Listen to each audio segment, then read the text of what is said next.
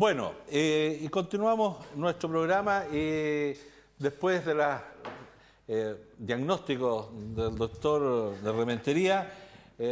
Vamos a pasar a, no sé, vamos a tener que buscar un farmacéutico para que me diga los medicamentos, pero hay una cosa que a nuestra... ¿Traduzco, señor Valencia? No traduzca. Hay una cosa que a la gente le inquieta y que son todos estos movimientos, y especialmente en Valparaíso.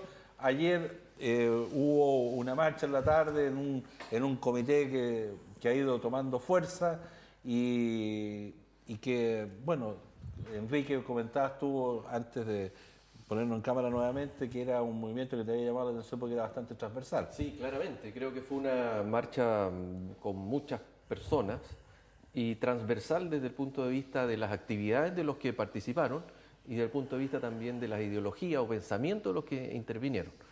O sea, un movimiento ciudadano. Ciudadano 100%, porque en el fondo lo que se está haciendo es salir en defensa de algunas medidas que están propuestas, tal como lo he venido señalando. Es una proposición respecto a la cual es el minuto preciso para podernos oponer como región, como ciudad, para que esto en definitiva no se lleve a cabo ni se lleve adelante. Ya las comentamos, aquí hay situaciones que dicen relación con el cabotaje, con el transporte, con los puertos secos, almacenes extraportuarios. Se transformara al puerto en muelle. Exacto. Puede ser en vez de ser una ciudad puerto, va a ser una ciudad muelle. Así es. Llega, deja la cosa y para afuera. Exacto. Entonces, nosotros tenemos que oponernos a eso, por una razón lógica, en particular en el caso de Valparaíso, en el caso de San Antonio, porque van a ser ciudades directamente afectadas y en el fondo lo que se va a afectar va a ser la mano de obra. Mucha gente de nuestras ciudades van a estar con problemas de trabajo. Por lo tanto, desde ese punto de vista yo veo que aquí hubo una sensación generalizada respecto de la ciudadanía de nuestra región y de nuestras ciudades en términos de salir a defender esto. Ahora, por eso me gustó y te digo, fue muy tranquilo. con Francisco Chaguán y me mencionaba que se había reunido con el ministro de Economía y el de Hacienda. Así es, el lunes. Y estarían retirando las propuestas, por lo tanto ya se estaría, digamos, aviniendo la solución en términos... Ahora, a mí lo que me extraña es que en este tipo de situaciones el gobierno plantea cosas y después se tiene que retrotraer. Lo mismo pasaba en torno a Merval, que también van a decir no a la privatización de Merval. El Illuminati de esto. Entonces, en ese tema yo creo que el gobierno es poco acertado en términos de plantear cosas, después volver en el tema Merval, ahora en el tema de Sval también, de privatizar. No sé quién hizo el anuncio, ¿no? Sí, lo hizo la misma gerenta de Merval. Bueno, ella no sé desde hace cuánto tiempo está ella en el cargo. Pero independiente que esté ahora o esté mucho tiempo. Un par de años. Pero independiente de eso, Jaime, Sí. las señales son malas. Sí, hay que reconocer cuando las cosas no se hacen bien. Claro. O sea, en política hay que ser súper claro. Hay veces que uno hace cosas bien y hay que destacarlas como lo hemos hecho, pero también se cometen errores, pero lo importante es que estos errores los podamos enmendar. Y tal como yo también he venido sosteniendo, estas 50 medidas, hay muchas de ellas que son positivas, hay otras que no, y estamos a tiempo de corregirlas. Y en ese sentido es lo que han estado trabajando nuestros senadores, nuestros diputados y nuestros dirigentes en términos de poder hacer valer los derechos de nuestra ciudadanía. Lo que pasa es que yo creo que todavía falta mucho diálogo con la ciudadanía y en ese sentido yo creo que vamos a tener que cambiar la forma de hacer la política. En este caso, ¿sabes cuál fue el error? Haber formado una comisión con gremios o con dirigentes gremiales que no eran representativos de las regiones. Claro. Ese fue el problema. Jaime. Sí, no, yo quisiera destacar que efectivamente estas medidas están anunciadas dentro de lo que se denominó la agenda de impulso al crecimiento y efectivamente acá las medidas que nos podían afectar como región y en especial a Valparaíso eran 5 medidas y por lo tanto yo creo que las señales que ha entregado el gobierno son positivas en cuanto a su reestudio y el determinar cómo alguna medida que en la teoría puede aparecer como beneficiosa, llevada a la práctica puede tener resultados desastrosos para nuestra región. Así también, junto con este trabajo que se ha realizado por los senadores, por los diputados, también quiero aprovechar de destacar que esto también ha permitido el aglutinamiento de la región, así como el próximo jueves se va a realizar un encuentro de las ciudades Valparaíso, San Antonio y Los Andes, de sus propios consejos municipales, con las ciudades puertos del país, con el objeto de generar un gran un gran respaldo a todas estas gestiones que se están realizando y que por lo tanto nos permitan poder, en definitiva, esta visión de las ciudades puertos, resaltarla, y eso lo está encabezando el alcalde Jorge Castro ahora en su calidad de presidente de la Asociación de Municipalidades del capítulo regional, y por lo tanto también destacar eso, que obviamente ha recibido un apoyo transversal por parte de los parlamentarios de la zona. Aquí en la pauta ponen el crecimiento de Chile, que según el Fondo Monetario Internacional, que ese mismo Fondo Monetario Internacional que decía que Fujimori era una gran promesa y Menem otra. Porque eso es lo que se nos olvida. El mismo Fondo Monetario y el mismo jefe de esa tribu decía que esos dos, uno está preso y el otro anda con libertad bajo fianza. ¿Ah? Entonces hay que tener cuidado cuando dice eso. Pero dice que Chile va a tener un crecimiento del 6,2%. Pero aquí lo que no ponen es que al mismo tiempo salió de que Chile es el país con la peor distribución del ingreso de Latinoamérica. Y eso es endémico. ¿Y es por qué? Porque aquí hay unos poquitos que tienen mucho, pero mucho, que te llega a doler los dientes. ¿Ya? Hay unos poquitos que tienen muy poco, pues unos poquitos. Y hay otros que creen que tienen, pero lo deben todo, que se llamaba antes clase media. Todos los que son clientes de la Polar y de similares. Es decir, ¿Va a cobrar usted hicimos por un hacerle crecimiento, Mejores accionistas también. ya ahora ya me bajó a practicar. Hicimos un crecimiento en costa del endeudamiento de la gente. La gente tiene una tarjeta, no la puede pagar, le damos dos más. ¿Me entiendes? Y no puede pagar las dos, le damos más crédito. ¿Cuánto quiere? Cuando empezamos con los créditos hipotecarios, eran las asociaciones de ahorro y préstamo. Sí. Tú tenías que ahorrar el 25% y te prestaban a 6 u 8 años el saldo con una tasa especial solamente para la vivienda. Cuando se pasó a la banca y desaparecieron, eran 12 años. De 12 pasamos a 15, de 15 pasamos a 20 y ahora a 40 años. 40 años, 20 más 20. Ahí tú vas con el nieto para que te avale. ¿Me entiendes? Tiene que ir tu nieto, no tu hijo. Tu nieto tiene que ir a avalarte. Es decir, este problema de la distribución es endémico, insistiendo en lo anterior, es esperar que las autoridades económicas tomen cartas y claras en el tema, porque yo creo que puede haber un crash muy jodido de la gente. Uno, la gente a la calle, no sale 100.000 personas por nada, es decir, porque estamos choreados. Cuando yo te decía en Grecia, claro, pero en Grecia se salieron todos y dicen, no, estamos choreados, que nos van a contar cuentos. Reconozcan que esto está a la corneta. Y en España pasa lo mismo. Pero es que aquí no estamos... Y en Argentina que se vaya todo. Que ese fue el lema. Ahora, efectivamente, yo creo que... Lo que la diferencia es que Argentina es un país a prueba de argentino. Pero bueno, yo creo que nosotros aquí estamos, señores, para ser optimistas y no para estarnos comparando con países que viven su propio problema. Nosotros vivimos nuestro propio problema. Hay una cosa cierta, es cierto que hay un problema de endeudamiento, es cierto que hay un consumismo grande y que ha ido abarcando distintos... Es cierto también, tal como lo decía en una charla la semana pasada, un experto internacional decía, lo que pasa es que la tecnología ha ido retrocediendo, porque hoy día con la tecnología que se copia en China, con el costo de la mano de obra en China, llegan cientos y miles de artículos a precios que pueden adquirirlo cualquier persona. Y eso significa que la gente tiene acceso, pero como no tiene plata, dice, me endeudo.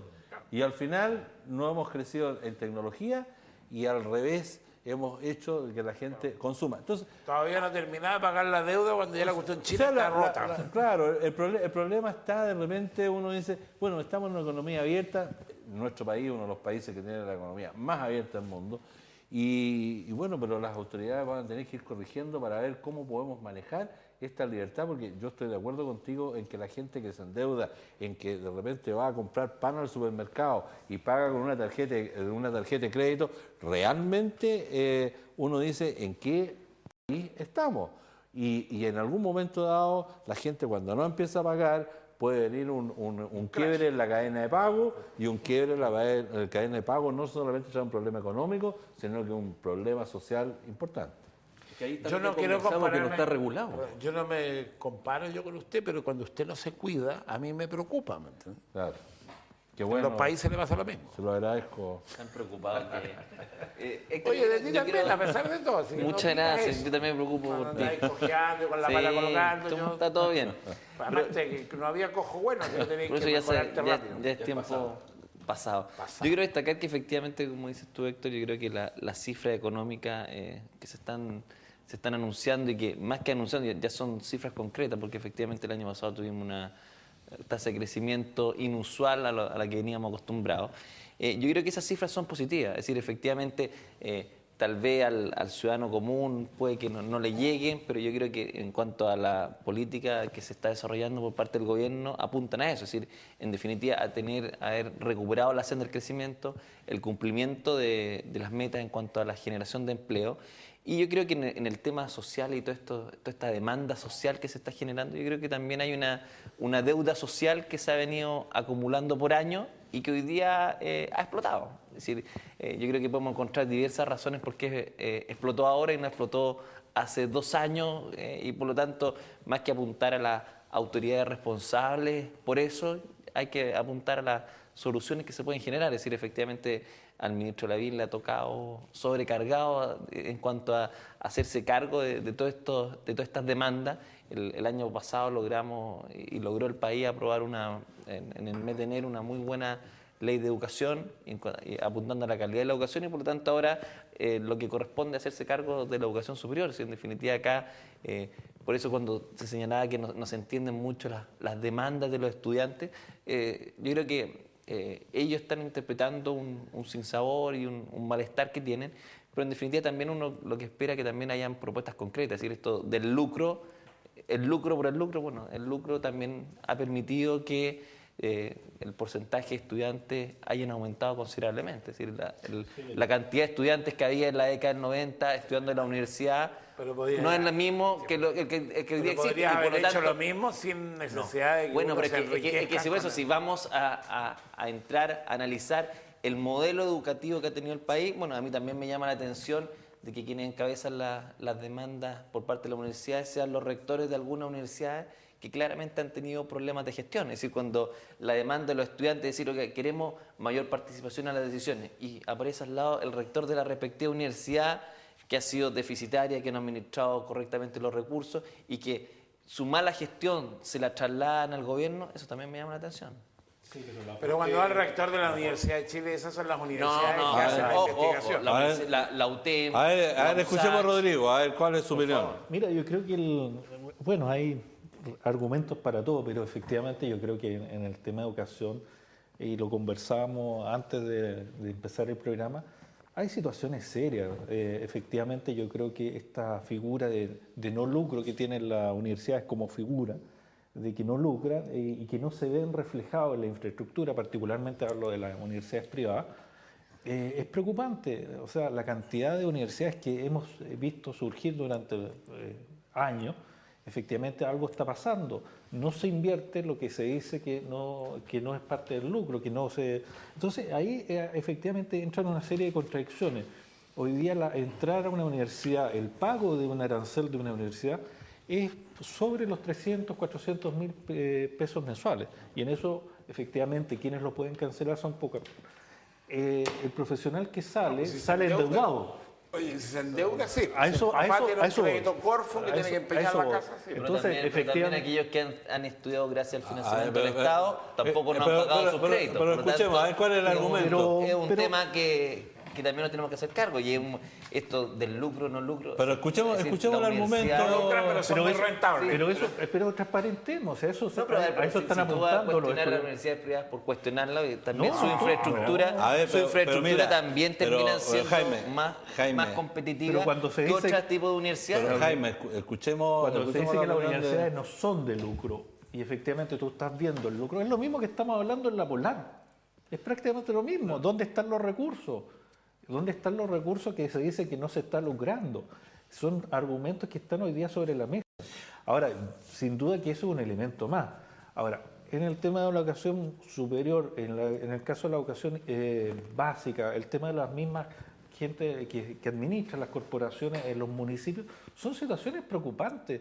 O sea, sin duda que muchos de los municipios, incluidos Valparaíso, Viña del Mar, Quilpué, por darte algunos, efectivamente los municipios tienen que aportar además a esto que efectivamente el Estado hoy día no está aportando.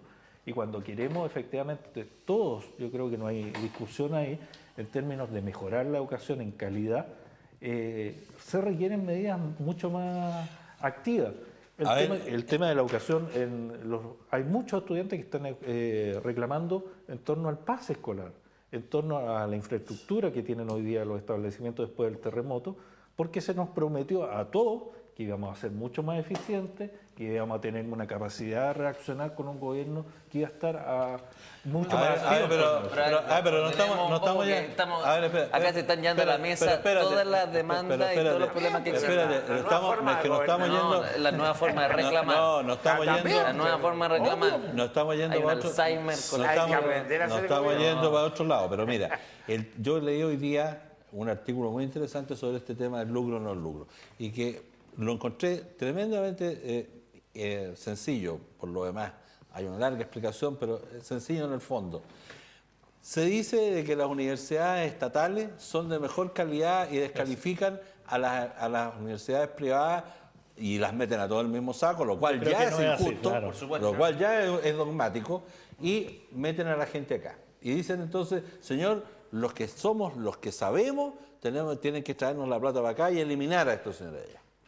Y en el fondo, entonces todo estatal. Por otro lado, la educación secundaria, los que no tienen recursos son la educación municipalizada. Y los éxitos, entre comillas, de una mejor educación están en los subvencionados o en los colegios particulares. Entonces, de acuerdo a eso, estos de aquí deberían pescar a esto y decir, no, vengan para acá porque nosotros tenemos la mejor educación. ¿Por qué yo voy a apostar aquí si no tienen la mejor educación? Entonces hay que tener cuidado. Yo creo que hay que salirse del lucro o no lucro. Y ese planteamiento yo creo que no conduce y no va a conducir a un acuerdo.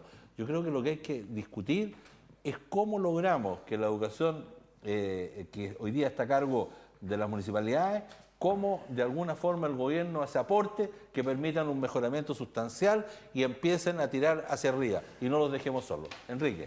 Bueno, yo respecto a este tema, que primero no comparto, discúlpame, el tema de comparar la situación de las universidades privadas con la Polar. Creo que no merece ninguna paradigma de comparación, son situaciones totalmente distintas. Pero respecto del fondo del tema, de repente se nos olvida una cosa. Yo he estado pensando lo siguiente. Hemos tenido una cantidad de situaciones de carrera aquí mismo en esta región.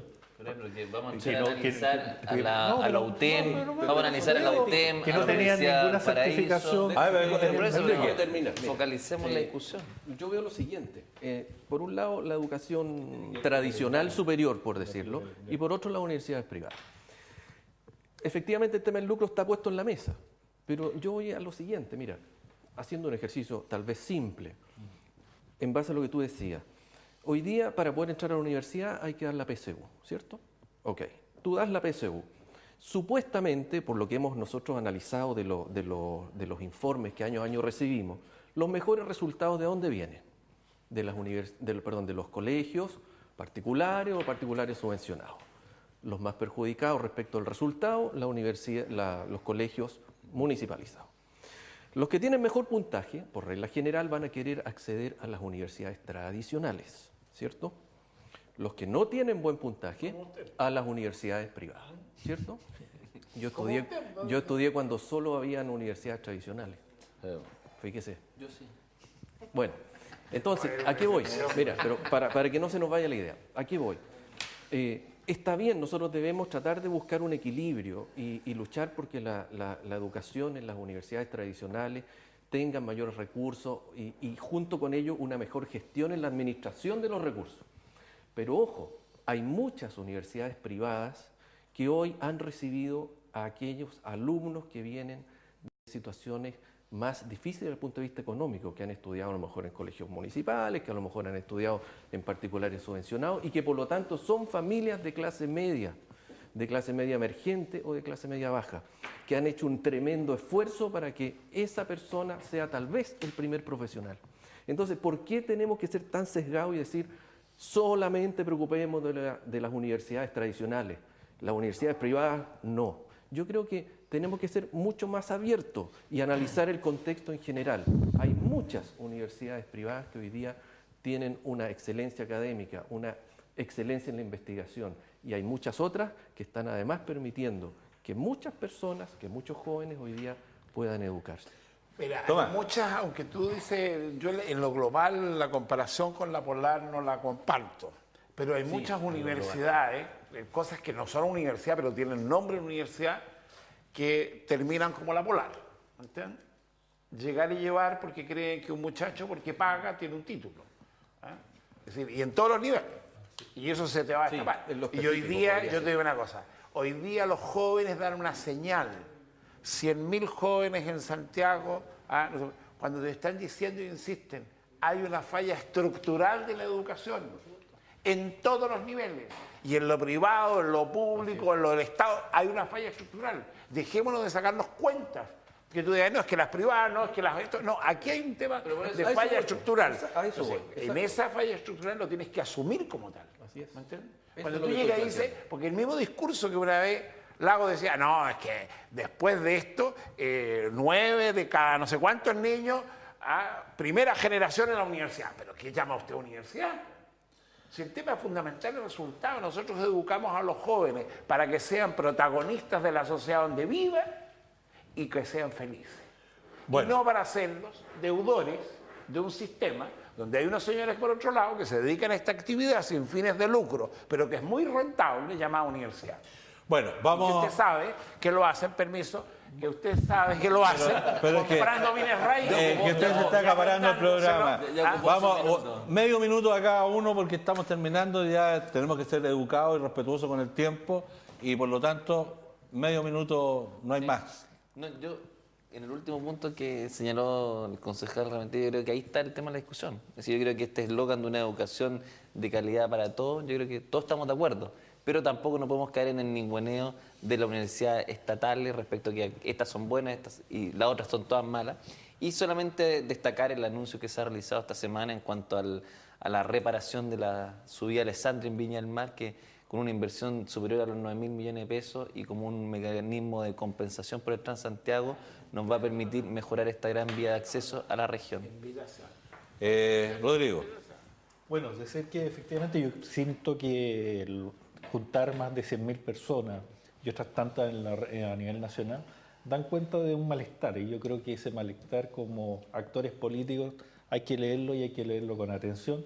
Yo creo que comparto lo que dice Tomás en términos de que yo creo que hay un problema estructural en la educación a todo nivel, que creo que hay que transparentar, colocarlo sobre la mesa, generar un debate y generar un debate serio, porque además al gobierno ya le van a quedar 2 años, tiene que gestionar en torno a esos temas, y yo creo que sentar a todos los actores de la educación es lo importante y dar soluciones. Enrique. Yo aprovecho estos segundos para manifestar mi agrado, obviamente, porque podamos vivir en un país donde todos podemos manifestarnos, donde todos podemos expresarnos, donde todos podemos disentir. Pero independiente de eso, sí debo manifestar la molestia en términos de que aún siguen existiendo grupos que no entienden que a través de la manifestación respetuosa, dialogante, es posible llegar a diferentes acuerdos e ir avanzando. Lamentablemente, todos los movimientos, o en su gran mayoría, han terminado con incidentes. Tenemos que, creo yo, la sociedad, cuando se expresa y se manifiesta, de alguna manera tratar de encapsular a estas personas que están fuera, obviamente, de lo que todos nosotros queremos. No te va. Yo sencillamente primero felicitarme de estar en un país donde los ciudadanos se paran, ¿ya?, y se manifiestan, porque los que hacen violencia son el mínimo. La gran mayoría se manifiesta por Hidroaicén, la gran mayoría se manifiesta por la educación, la gran mayoría se manifiesta porque unos Illuminati decidieron transformar a Valparaíso de Ciudad Puerto en Ciudad Muelle, ¿me entiendes? Y la gente se para, yo me felicito, me gusta que sea, y lo único a pedir es que tanto las autoridades de gobierno como las autoridades políticas de la oposición escuchen a la gente. Ese es el tema fundamental. Bueno, con este mensaje, este último mensaje de Tomás,